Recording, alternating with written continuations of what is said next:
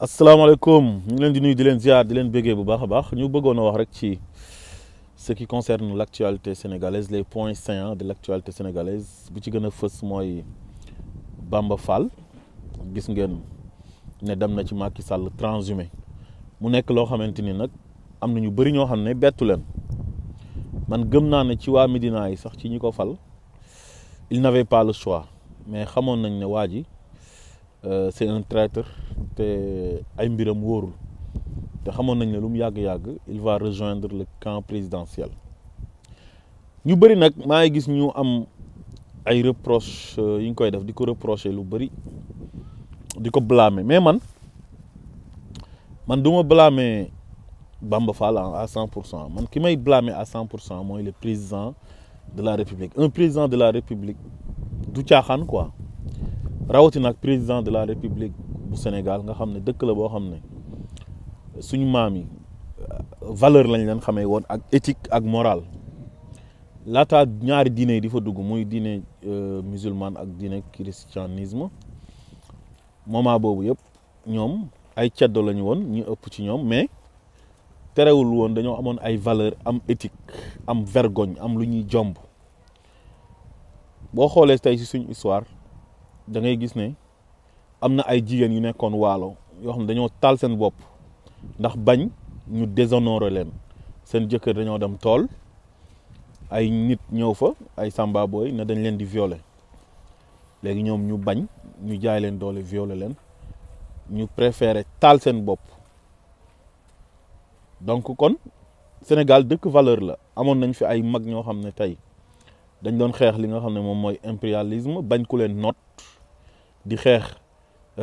colonialisme ba tax na ñu jël ngànnaay di xeex ak ay tubaab maanaam dañoo nekkoon ay nit ñoo xam ne valeur lañ doon xeex kon dëkk boobu noonu tey bu ko nit jiitee pour man loolu dafa war a feeñ waaye yow soo ñëwee ne yow sénégalais jox leen ma réew mi ma gérer leen ko ñu yëkkati doole ji yëpp jox la doole ji ñu la jox yëpp tey nga ëlbatiku ci di ci corrompre ay nit di ci chantage ay nit di defar sa affaire yow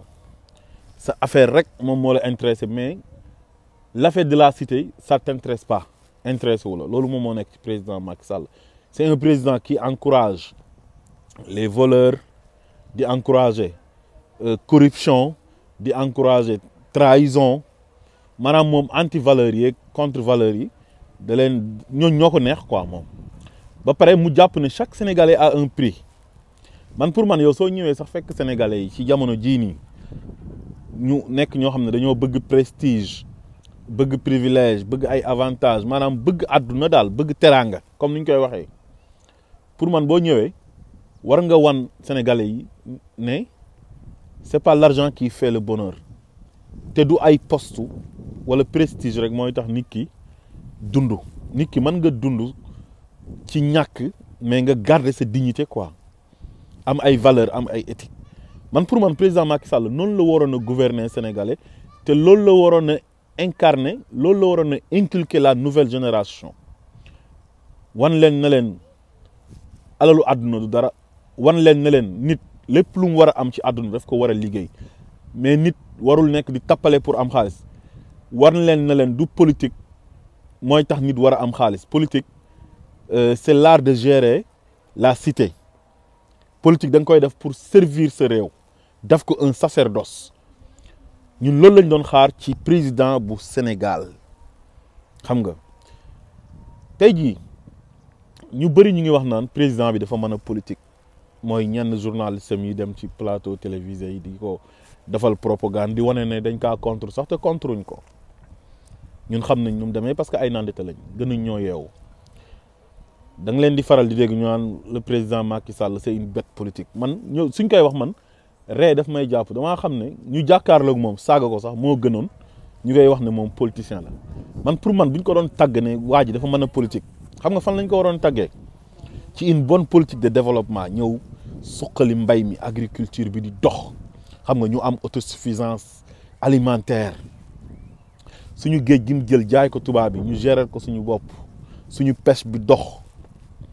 créer ay usines industrialiser dëkk bi am courant bu doy am ndox mu doy xale yi am liggéey ba kenn dootul jëlati gaal di dem Barça wala Barsaax jàpp ne Europe rek fa nga mën a dem pour tekki ak yeneen ak yeneen ak yeneen am ay infrastructure yu baax ci wàllu santé ku feebar faju jarul ngay dem Maroc wala ngay dem Europe wala États-Unis pour dem di faju ji donc man pour man loolu mooy politique te ñun président bu mel noonu lañ soxla mais ñun on n'a pas besoin d'un président boo xam ne moom politicienne lay def nan lay fexe ba éliminer benn opposant tëj ko ci kaso bi même bu laajee complot yàq deram dugal ko ci affaire yu mërs dëkk bi tàkk ay xale dee doomi Sénégal ci ay caaxaan ak ay fen xam nga ñu taal ay Auchan ci dëkk ba taal ay station Total taal ay këru jàmbur ay oto jàmbur am benn force de l'ordre boo xam ne sax loxoom dagg na xam nga loolu man pour man c'est de la haute trahison loolu lu tax mu koy def mooy uniquement pour s'éterniser au pouvoir parce que il est omnibulé par le pouvoir moom c'est un pouvoiriste moom nu muy fexe ba yàgg ci nguur gi loolu rek mooy yitteem loolu moo tax muy transhumer loo ay nit te transhumance du jikko bu rafet parce que yow démb mënoo nekk di saaga nit di ko xas di wane ne kii ku tële la ànduma ak moom ci ni muy doxalee ba mu yàgg nga jékki-jékki dem ci moom wax yu ñaaw yi nga doon wax ci moom yëpp nga soppi ko def ko lu baax te moom moo lay sant na la ñëwal donc pour man moom am na nit ñoo xam ne tey moom warul leen woon a soxla moom léegi man politique boobu noonu ñuy wax ci moom su fekkoon ne dëgg la donte politique boobu ñun ça nous intéresse pas su fekkoon ne dëgg la li mu def nii récemment ak Bamba Fall du ko def parce que loolu def na ko te même pas un mois sénégalais yi sanctionné nañ ñooñu te seen acte yooyu moo tax ñu sanctionné leen Moussa Sy Banda Diop Idrissa Seck xam naa ne war nañ am ñeneen sax ñoo xam ne mënuma lim ñëpp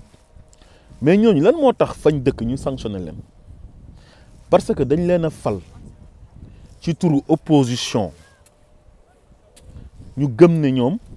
Macky Sall baaxul Macky Sall gënul ci Sénégal politique am baaxul ci Sénégal population bi fal ñooñu tànn leen te Macky Sall amoon na fa candidat ñu bàyyi candidat wu Macky Sall fal ñooñu léegi ñooñu war population bu leen fal électeurs yi leen fal dem ànd ak Macky Sall gars yi toog waxuñ dara ba élection yi ñëw xamuñ sax kan moo nekk candidat yeeg jaar-jaaram ak ñoom seen yoon nekku ci l'essentiel mooy nañu sanctionner le président Macky Sall ak candidat yam donc dal na Idrissa Seck wax naa ko sax dal Moussa Sy dal Banda Diop léegi li taxoon mu def loolu ak li mu ci doon séntu est-ce que Macky Sall am na ko ci élection yi passé léegi ñu jubaat ay élection législative mu defaat la même chose ak Bamba Fall Bamba Fall dafa yàpp waa Médina te waa Médina gëm naa ne dinañ régler seen ay compte ak Bamba Fall parce que daf leen a jaay Macky Sall parce que Bamba Fall tey dafa nekk candidat Médina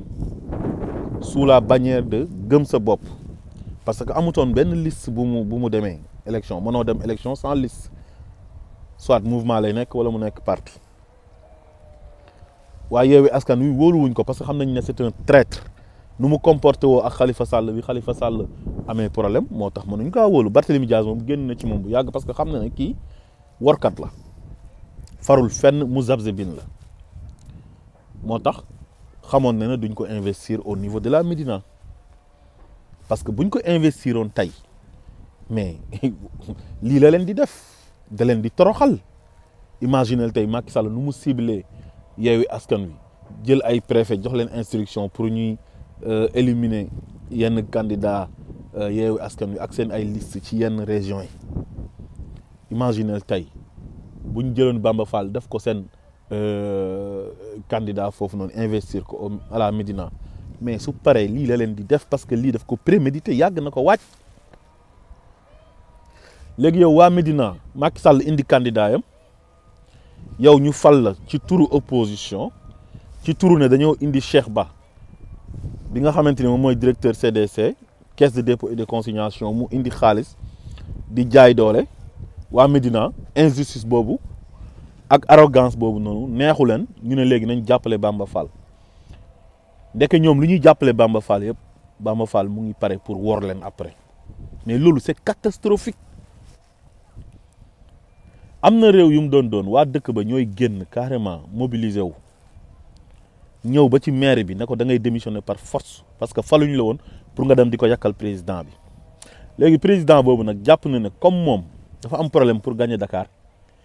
il faut que mu récupérer kenn koo xam ne gagné na benn commune bu mag jàpp na ne war na cee mën a am dara ci législative yi di ñëw te loolu waa Médina duñ ko nangu. xam ngeen ne Cheikh Ba waa Médina bañuñ ko Cheikh Ba doomi Médina la ku bëgg Médina la mais Macky Sall ci boppam moom lay nit ñi di sanctionné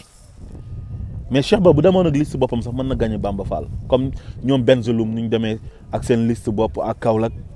ak ñeneen ñoo xam ne demee woon nañ ak seen liste bopp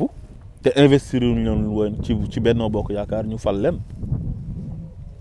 mais Cheikh Ba waa Médina bañuñ ko mais Macky Sall la waa Médina mënta supporter léegi nag waa Médina googu jël seen ay voix jox ko Bamba Fall wor leen ndax poste ministériel ministre conseiller nga xam ne du dara sans fauteuil mais premier ministre de l'intérieur ak ministre de la justice les ministères de souveraineté mais loolu dignité ak ngor moo gën loolu. moo tax gis nga waa Médina xam naa ne ñàkkuñ fulla ni waa Thiès def parce que waa Thiès Idriss Seck dafa yàqoon seen der bañ tudd naan ay nitu Thiès te temps yi nitu Médina bi mu ngi commencé di jóg loolu dans 6 mois wala dans 3 mois dans 5 mois xam naa ne ñoom dinañ ko régler seen bopp man gëm naa loolu man dama ko gëm kon président Macky Sall moo nekk président boo xamante ni moom mooy protéger ay sàcc gis ngeen Djibril Ngom waa Yewwi Askan Wi dañ ko jël def ko mandataire au niveau de Matam ne ko demal nga déposer li ñu suñu liste yi mu xaar ba ñu war a déposer liste yi mu daw ak moom après moom mu jël ko mu recevoir ko ci suñu palais ñun présidentiel xam nga loolu c'est de la haute trahison loolu ku nekk waroon na ko def ba mu des le président Macky Sall ñun suñ président dafa war a am ay valeur su gisee koo xamante ni dafay def naka su dul noonu sax waroo ko jege waroo ànd ak moom mais moom Macky Sall boo waree ay nit mu oola na la ñëwal Macky Sall boo nekkee sàcckat mu protéger la parce que moo fi génnoon ne man dossiers yu bëri dama ci teg sama kudd ay nit ñoo xam ne détournement de deniers publics lañ def Macky Sall day encourager impunité di encourager népotisme Macky Sall ay nitam dañuy def lu ne weng du leen def dara mais boo bokkul ci moom moo xam da nga kaa contre dafay dem sax di ut lum la taqal yow pour venger wu sa kaw pour jaay la doole tëj la ci kaso bi mais kon kooku du nit ku baax kooku mérité wul pour nekk président wu Sénégal mérité wul loolu Macky Sall dafa gëm ne xaalis moo man lépp ba moom day fekk ay nit ñoo xam ne diine lañ jàng moo xam nga nekk imam wala nga bokk ci benn këru diine sax mu ñëw échanger yow sa gëm-gëm ak xaalis fexe ba nga échanger yow li yàlla xaraamal muy lu ci mel ni góor jigéen wala leneen ak leneen ak corruption Macky Sall ñëw dévaloriser la yow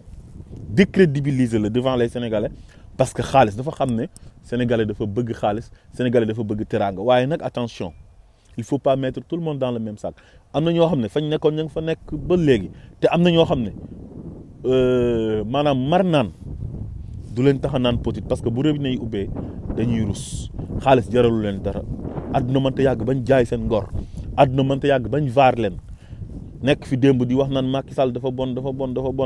ñu jox la xaalis wala ñu oola jox la poste ministériel nga soppiwaat li nga doon wax naan Macky Sall moo fi gën loolu naa fekk googu noonu dafa jéggi dayo soo amee njaboot nag si lay gën a ruslu ndax sa njaboot dañuy am gàcce dañuy rus te dañuy fàtte ne sax ñoom lu mu yàgg-yàgg dinañ dee kon ñun président bu ñu mérité woon mooy président boo xamante ni bu ñëwee dafay jël xadis bu yonent bi waxoon ne innama bu'istu li utammima makaarimal axlaaq dama ñëw pour defar jikko yi soppi jikko yi même Sénégal su fekkee am na ay nit ñoo xam ne seen jikko rafetul Macky Sall bu ñëwee loolu lu mu waroon dindi la du jaxasoog ay nit ñoo xamante ni ay workat lañ wala ay sàcc di leen encourager di leen protéger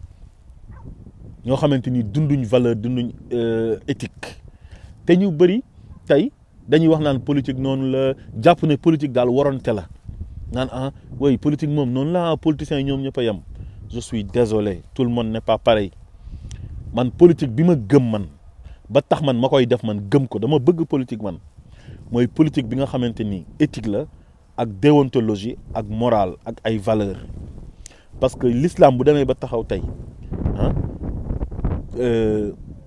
politique moo ko taxawal te yonent bi ay jikko yu rafet la oote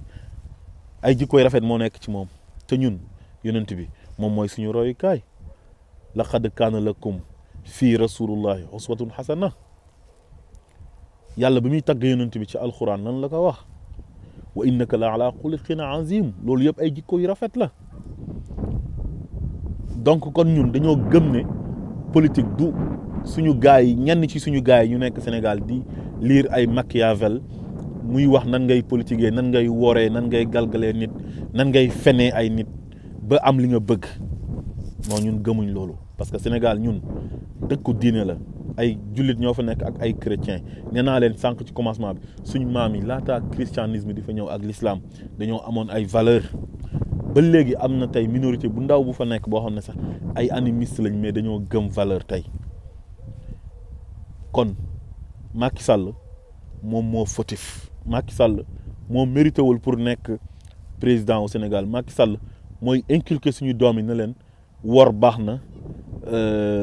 corruption baax na jaay sa ngor baax na fen dagan na sàcc dagan na parce que bi mu fi nekkee ba léegi loolu lay encouragé kon waa Médina mbéjum kanam borom moo koy fajal boppam élection législative yi mu ngi ñëw ni waa Parcelles def waa Padois def ko waa Thiès def ko ñeneen ak ñeneen def ko ndax ñooñu dañoo wor seen askan fexe leen yéen tamit ba def loolu noonu loolu rek lañ leen di ñaan ñun nag suñ demee bay wax ci koo xam dafa dem rejoindre Macky Sall dañuy gis ay nit ñoo xam dañu naan waaw gars yi ñoom boo demee ci Macky Sall ñu attaqué la te boo demee ci opposition bi duñ la attaqué mais li tax nit ñi di dem ci Macky Sall mais du nen intérêt personnel moo tax ñu fay dem seen intérêt personnel xaalis moo tax ñu fay dem fàtte ne ñoom waruñu fay nekk pour seen intérêt bopp mais intérêt sénégalais yi lañ fi war a nekk ba pare dañoo war a incarner valeur war a incarner éthique loolu dafa am solo ci réew est-ce que tubaab yi war nañ ñoo gën a rafet jikko ñun ci ni ñuy jiitee seen réew yi te ñu ëpp ci ñoom amuñ sax religion ñoom ñun ñu am religion am culture boo xamante ni culture bu baax la suñ maam yi nekkoon ay nit ñu gore Sénégal am na dëkk bu tudd Ngor Sénégal am na dëkk bu tudd Gorée am na dëkk bu tudd Diamaguène am dëkk bu tudd Xaar Yàlla bonjour vous allez bien oui ça va donc kon ñun loolu moo ñu war jiite réew mi ci ngor jiite réew mi ci am jom ak am fulla ak fayda mais pas ay nit ñoo xam ne ay workat lañ ay sàcc lañ ñooñu ñu ñuy jiite loolu dañ kaa war a bañ asalaamaaleykum wa rahmatullah